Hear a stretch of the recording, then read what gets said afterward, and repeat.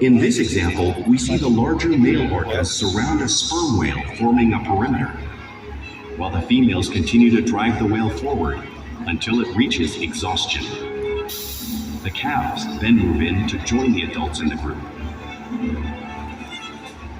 Whatever their prey, killer whales always cooperate and hunt together, making them a highly successful predator.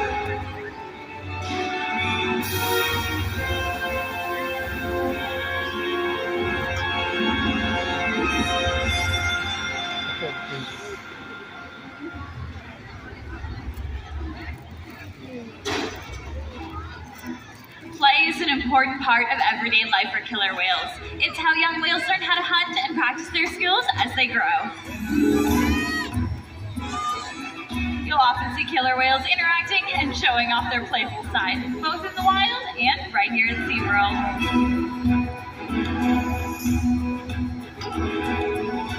Porpoising is when a killer whale swims really fast to the surface of the water, breaking out just briefly.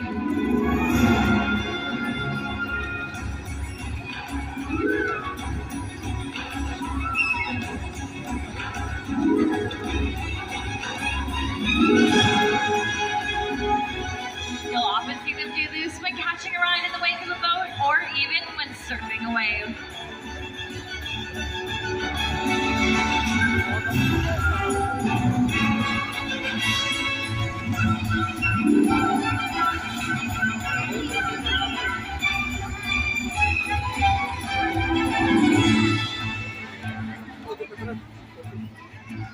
Killer whales like to be touched and will rub their bellies on rocks in the wild when they can.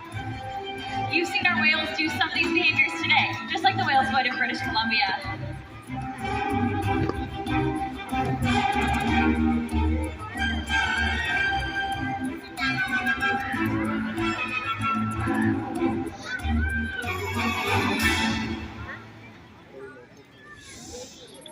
You'll often see killer whales in the wild imitate one another. We see it here at SeaWorld all the time. The whales are constantly mimicking and learning from each other.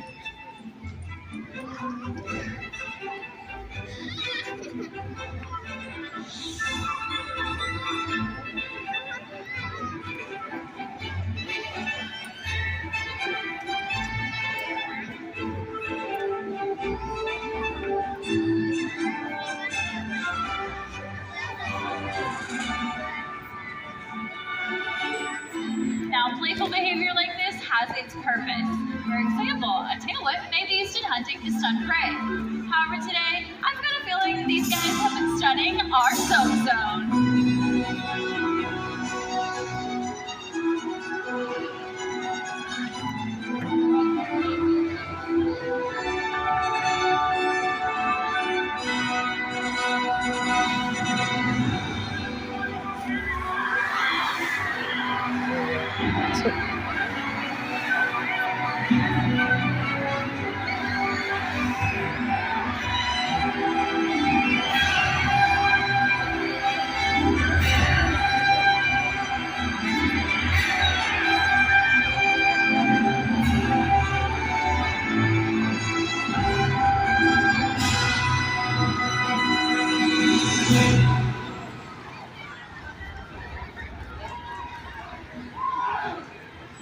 We interact with our whales all day, every day here at SeaWorld. It allows us to build trusted relationships so that we can provide optimal healthcare, research, and quality of life.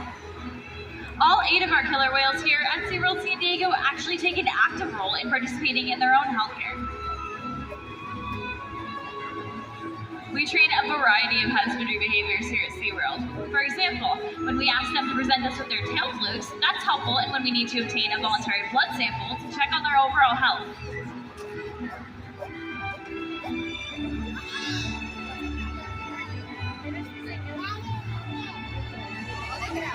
Our whales will even slide up onto a scale so we can monitor their weight, just like you see Orca doing in the video on the screen.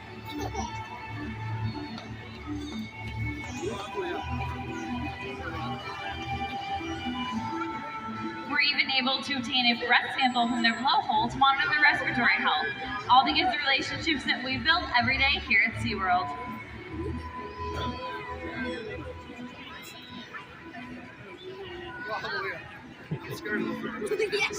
And now I'd like to take this time to introduce you to a very special whale.